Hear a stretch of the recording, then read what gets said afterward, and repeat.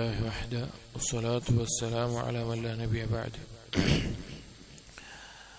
സഹീൽ ബുഖാരിയിൽ സഹൽ ഇബ്നു സഅദ് റളിയല്ലാഹു അൻഹു ഉദ്ധരിക്കുന്ന ഒരു ഹദീസ്, നബി സല്ലല്ലാഹു അലൈഹി വസല്ലം ഒരിക്കൽ പറഞ്ഞു, അലി റളിയല്ലാഹു അൻഹുവിനോടായിട്ട് ഖൈബർ യുദ്ധത്തിന്റെ സന്ദർഭത്തിലാണ് പറയുന്നത്, വല്ലാഹി ലഅൻ യഹ്ദിയക അല്ലാഹു ബിഹുദാക റജുലൻ വാഹിദൻ ഖൈറുൻ ലക മിൻ ഹുംറിൻ നിഅം. വല്ലാഹി അല്ലാഹുവാണ് ലഅൻ യഹ്ദിയ അല്ലാഹു ബിഹുദാക, നിന്റെ ഒരു മാർഗദർശനം കൊണ്ട് അള്ളാഹു ഒരാൾക്ക് ഹിദായത്ത് നൽകിയ, റജുലൻ വാഹിദൻ ഒരാൾക്ക് ഹിദായത്ത് നൽകിയാൽ ഖൈറുൻ ലക മിൻ ഹുംറിൻ നിഅം. അന്ന് അറബികളിൽ വളരെ വില കൂടി കണ്ടിരുന്ന, വളരെ മൂല്യവത്തായി കണ്ടിരുന്ന ഒട്ടകമാണ് ഹുംറിൻ നിഅം. മലയാളത്തിൽ അതിന് അർത്ഥം കൊണ്ട് ചുവന്ന ഒട്ടകം എന്നെല്ലാം പറയുമെങ്കിലും ഇന്ന് വാഹനങ്ങളിൽ വില കൂടിയ വാഹനം പോലെ അറബികൾ വളരെ മൂല്യമുള്ളതായി കണ്ടിരുന്ന ഒട്ടകമാണ് ഹുംറിൻ നിഅം.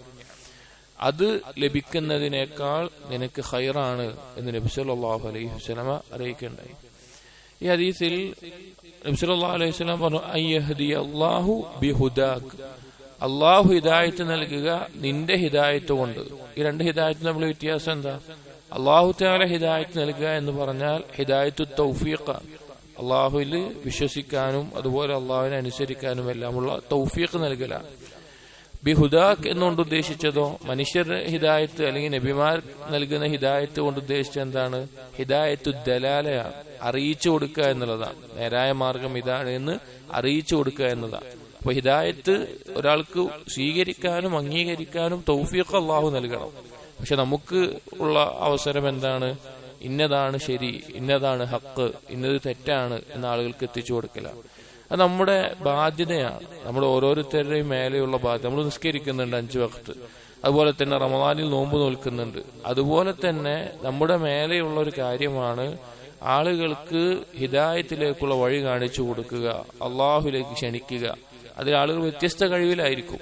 അറിവുള്ള ആളുകൾ അവരറിവ് പ്രചരിപ്പിക്കണം, എഴുതാൻ കഴിവുള്ള ആളുകൾ അത് എഴുതിക്കൊണ്ട്, അല്ലെങ്കിൽ സമ്പത്തുള്ളവർ സമ്പത്ത് ആ മാർഗത്തിൽ ചെലവഴിച്ചിട്ട്, അല്ലെങ്കിൽ അതിനെന്താണോ പരിശ്രമിക്കാൻ പറ്റുക, നമ്മളൊരു ദിവസത്തിൽ അള്ളാഹുവിന്റെ മാർഗത്തിലേക്ക്, യഥാർത്ഥ ദീനിലേക്ക് വഴി കാണിക്കാൻ എന്തെങ്കിലും ഒരു പരിശ്രമത്തിൽ മുഴുകുന്ന ആളുകളായി മാറണം.